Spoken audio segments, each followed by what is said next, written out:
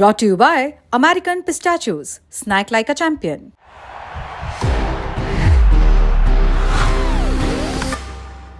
That's the power of pistachio.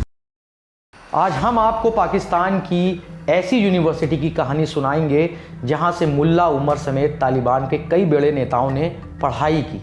ऐसी university जिसके एक चांसलर को फादर ऑफ तालिबान कहा जाता था। यूनिवर्सिटी जिसका इस्तेमाल अमेरिका ने लड़ाकों को ट्रेनिंग देने में किया।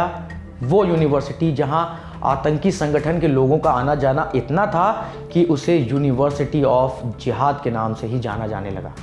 इस यूनिवर्सिटी में पिछले हफ्ते बम ब्लास्ट हुआ था जिसमें इसके तीसरे चांसलर हमीदुल हक हक्कानी की मौत हो गई थी।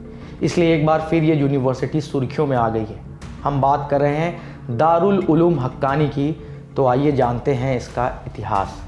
ये यूनिवर्सिटी खैबर पख्तूनख्वा प्रांत के अकोरा खट्टक जिले में स्थित है। इस यूनिवर्सिटी में लगभग 4000 छात्र पढ़ते हैं जिन्हें मुफ्त में खाना पीना दिया जाता है, यहाँ तक कि इनसे फीस तक नहीं ली जाती। इसकी बुनियाद आज से 77 साल पहले मौलाना अब्दुल हक ने रखी थी, 23 सितंबर 1947 को। अब्दुल हक की पढ़ाई लिखाई भारत के दारुल उलूम देवबंद में हुई थी। देवबंद से ही देवबंदी आंदोलन की शुरुआत भी हुई थी। इसका विचार था कि सुन्नी इस्लाम के मूल सिद्धांतों की तरफ लौटना। देवबंद से पढ़ने के बाद अब्दुल हक के विचार भी यही हो गए थे।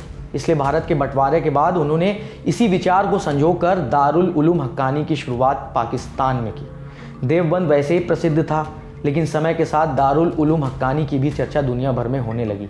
कम से कम ये उस समय साउथ एशिया के टॉप 5 इस्लामिक इंस्टीट्यूट में तो आता ही था। बहरहाल जब साल 1979 में सोवियत अफगान वॉर शुरू हुई तो इस यूनिवर्सिटी की प्रासंगिकता और बढ़ गई। वो कैसे?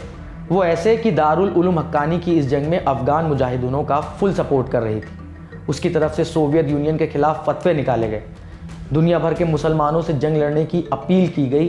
फिर इस यूनिवर्सिटी से अमेरिका का नाम भी जुड़ने लगा। दरअसल अमेरिका अफगान मुजाहिदीनों को पैसा और हथियार तो दे ही रहा था, अब वो इन्हें जंग लड़ने की ट्रेनिंग भी देना चाहता था। इसलिए उसने पाकिस्तान सरकार की मदद से इस यूनिवर्सिटी को ट्रेनिंग का अड्डा बना दिया। कहा जाता है कि लड़ाके इस यूनिवर्सिटी के कैंपस में ठहरते और यहीं से जंग लड़ने की ट्रेनिंग लेते। यूनिवर्सिटी के पहले चांसलर अब्दुल हक खुद जंग लड़ना चाहते थे, लेकिन बुढ़ापे की वजह से वो ऐसा कर नहीं पा रहे थे। इसलिए उन्होंने कुछ एक दफ़े जंग में पैसा भेजकर अपना योगदान दिया। लेकिन साल 1988 में उनकी मौत हो गई और सत्ता उनके बेटे मौलाना समी उल हक के हाथ में आई। उन्होंने भी इस यूनिवर्सिटी का इस्तेमाल जिहाद के आइडिया को फैलाने में किया। समी ने तो जिहाद को धर्म का एक अहम हिस्सा बता डाला और सभी मुसलमान नौजवानों से जिहाद करने की अपील भी की। समी ने तालिबानी नेताओं के लिए दारुल उलूम हक्कानी का कैंपस खोल दिया। तालिबानी नेता यहाँ न सिर्फ रहने आते बल्कि हथियार चलाने की ट्रेनिंग भी लेते। तालिबान के संस्थापक मुल्ला उमर का जिक्र तो हम शुरू में कर ही चुके हैं। हक्कानी नेटवर्क के सबसे बड़े नेता जलालुद्दीन हक्कानी ने भी पाकिस्तान की इसी यूनिवर्सिटी से पढ़ाई की हुई है। तालिबान ने हक्कानी नेटवर्क के साथ मिलकर 1990 के दशक में अफगानिस्तान की सत्ता हथिया ली थी। फिर अमेरिका ने वॉर ऑन टेरर के तहत 2001 में अफगानिस्तान पर चढ़ाई कर दी, जिसके बाद ये यूनिवर्सिटी अमेरिका के खिलाफ हो गई। यहाँ से अमेरिका के खिलाफ फतवे जारी किए जाते थे, भड़काऊ भाषण दिए जाते थे, जबकि एक दशक पहले ही ये एक प्रो अमेरिकन यूनिवर्सिटी हुआ करती थी।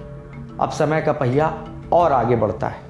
2 नवंबर 2018 को मौलाना समी की हत्या कर दी जाती है। उन्हें चाकू घोंपकर मार दिया जाता है।